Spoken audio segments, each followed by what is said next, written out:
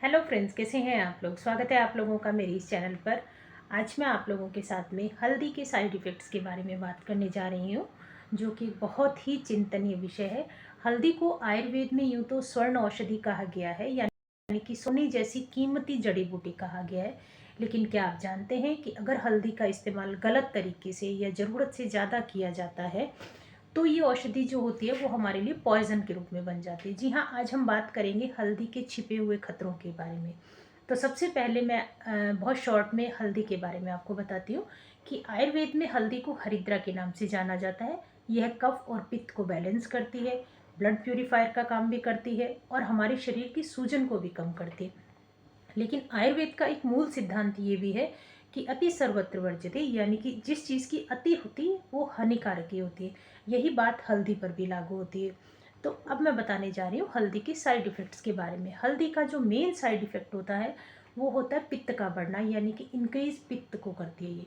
हल्दी स्वभाव से गर्म होती है, उष्णवीर्य होती है। ज़्यादा मात्रा में लेने से शरीर में हमारा पित्त बढ़ता है, जिससे जलन होती है, हमारे सीने में भी जलन होती है, एसिडिटी, और चेहरे के ऊपर मुहासे होते हैं, दाने होने लगते हैं। जिन लोगों को पहले से ही गर्म प्रकृति के या शरीर में जलन का आभास जिनको रहता है, उन्हें बार बार उल्टी की समस्या भी हो सकती है। उन लोगों को हल्दी कम मात्रा में लेनी चाहिए।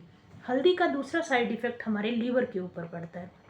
आपको पता होगा कि हल्दी में कुर्क्यूमाइन नामक का एक सब्सटेंस पाया जाता है जो कि लीवर को डिटॉक्स करने का काम करता है। लेकिन अगर ये आप हल्दी ज़्यादा यूज़ करते हैं तो ये आपके लीवर के ऊपर बहुत ज़्यादा वेट प्रोड्यूस कर देता है। अगर आप रोज़ाना बहुत ज़्यादा मात्रा में हल्दी पाउडर या कोई हल्दी का सप्लीमेंट ले रहे हैं तो इससे आपके लीवर के एंजाइम इंक्रीज़ होंगे और आपके शरीर में थकान और दर्द दोनों ही चीज़ बढ़ती रहती है। फिर इसके बाद में हम लोग बात करते हैं कि हल्दी जो होती है वो प्राकृतिक रूप से ब्लड को पतला करती है, यानी कि ब्लड थिनिंग का काम करती है। इसीलिए अगर आप पहले से ही ब्लड थिनर कोई मेडिसिन जैसे कि एस्प्रिन या वार्फिन ले रहे हैं तो हल्दी का जो अधिक सेवन है वो आपके ब्लीडिंग का खतरा बढ़ा देगा। तो प्लीज़ हल्दी का सेवन थोड़ा सा संभल के कीजिए। और साथ ही प्रेग्नेंट लेडीज़ जो होती हैं उनको हल्दी बहुत ज़्यादा संभल के यूज़ करनी चाहिए, क्योंकि हल्दी की जो तासीर है वो गर्म होती है, जो कि उनके यूट्रस को एक्साइटेड कर देती है। इसीलिए आयुर्वेद में जो प्रेग्नेंट लेडीज़ होती हैं प्रेगनेंसी के दौरान हल्दी का सेवन जो होता है वो सीमित करने की सलाह दी जाती है। सिर्फ खाने में थोड़ा सा स्वाद प्रोड्यूस करने तक तो हल्दी का सेवन ठीक है, लेकिन अगर आप कच्ची हल्दी या आप कोई सप्लीमेंट लेना चाहते हैं तो प्लीज़ प्रेगनेंसी टाइम में इसको अवॉइड कीजिए। हल्दी में क्या होता है, ऑक्सीलेट की मात्रा होती है जो शरीर में कैल्शियम के साथ मिलकर हमारे एक स्टोन को बनाने का काम करती है। अगर आपको पहले से ही किडनी स्टोन की प्रॉब्लम है तो हल्दी का अत्यधिक सेवन आपके लिए हानिकारक हो सकता है। अब मैं आगे बता रही हूँ कि हल्दी की सही मात्रा और सही तरीका क्या है। आयुर्वेद के अनुसार जो हल्दी की सही मात्रा है वो 500 mg को 2 ग्राम प्रतिदिन भोजन के साथ ले सकते हैं। 500 mg टू 2 ग्राम प्रतिदिन आप भोजन के साथ 2 बार ले सकते हैं।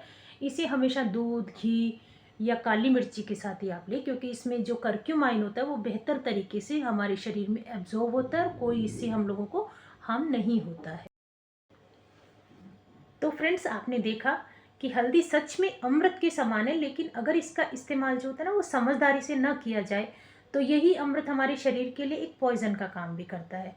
तो आयुर्वेद हमें सिखाता है कि औषधि जब तक औषधि है, जब तक उसकी सही मात्रा और सही तरीके से ही उसको यूज़ किया जाए, अदरवाइज़ वो हम लोगों को बहुत नुकसान पहुंचा सकती है। इसीलिए हल्दी का सेवन हमेशा संतुलित मात्रा में, सही तरीके से और सही समय पर करें।